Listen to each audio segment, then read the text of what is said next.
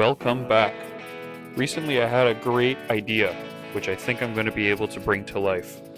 This idea is going to solve a lot of headache for me. Every single night when I back into my driveway, I can't see a goddamn thing.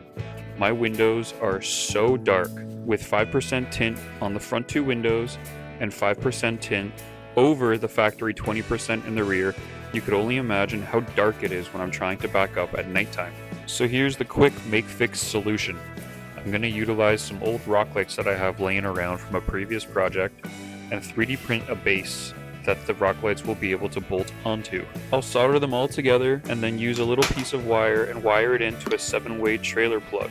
So that way when I put the truck in reverse, they automatically kick on and illuminate the rear of the truck. The idea is pretty simple and it should end up looking like something in this video, so let's start designing this thing.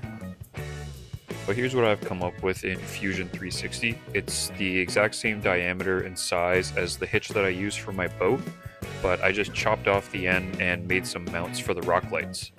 So you can see there's 2 little holes for the mounting bolts and a little hole for the wire of the rock light. Overall, for a first version, I think it's gonna be just fine. So I'm gonna send the drawing over to the slicer for my 3D printer, and I'm gonna let the printer download it and let it do its thing.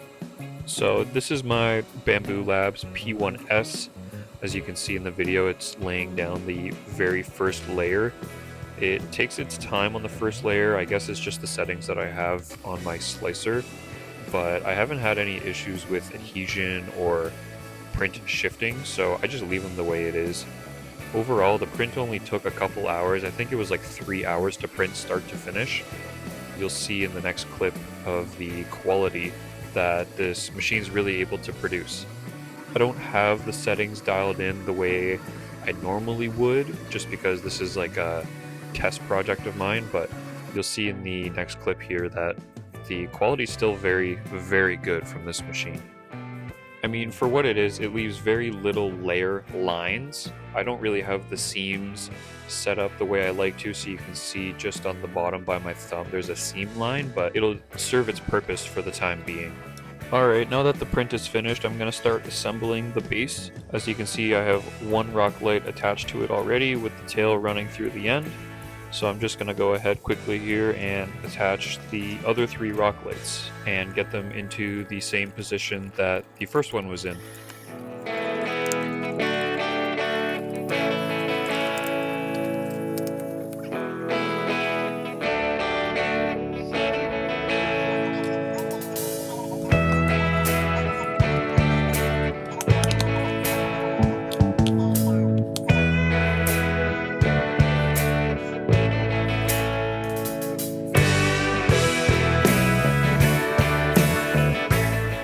Alright, so now that everything's assembled, we're going to go ahead and start wiring the rock lights together. So as you can see here, I'm just going to strip all the wires back, get them all twist tied together, and then I'm going to slip a piece of heat shrink over the tails, so that way when we use the soldering butt splices, I can heat shrink over them and keep the temporary connections somewhat waterproof.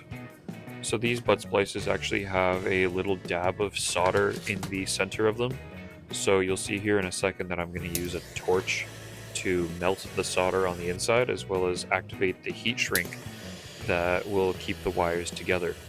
And again, you can see the little piece of white heat shrink that I'm going to slide over now.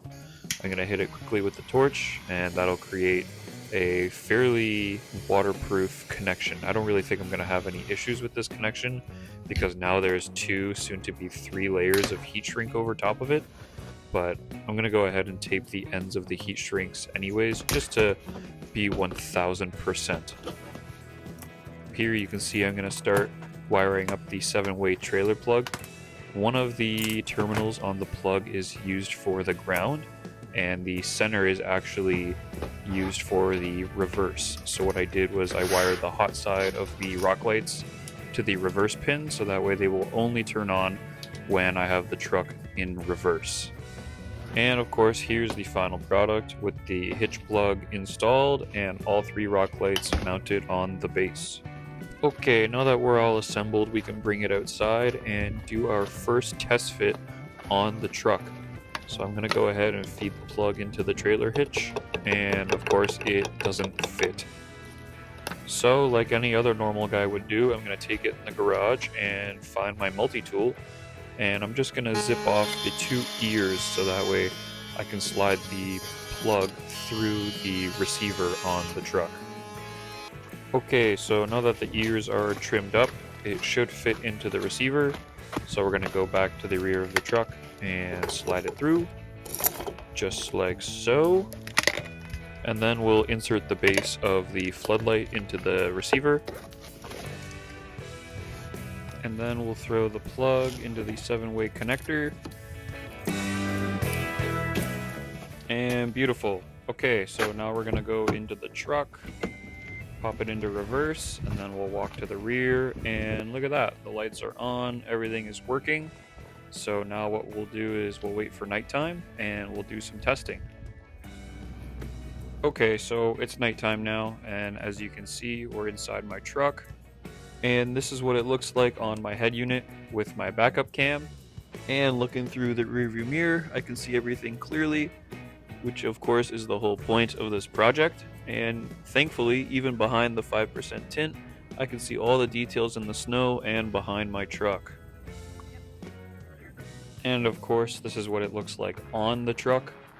You can see how much brighter the 3 LED lights on the hitch receiver are compared to my crappy little Amazon reverse lights.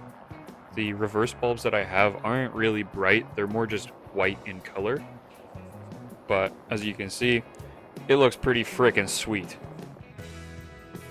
And finally, this is just a far away shot, kind of getting the general idea as to how much it illuminates left, right, and to the rear. And as you can see, yeah, it works pretty frickin' good. Definitely super happy with this project, and overall, I'm looking forward to making some improvements for version 2, which will be coming very soon. So like, subscribe, and stay tuned for more. Thank you.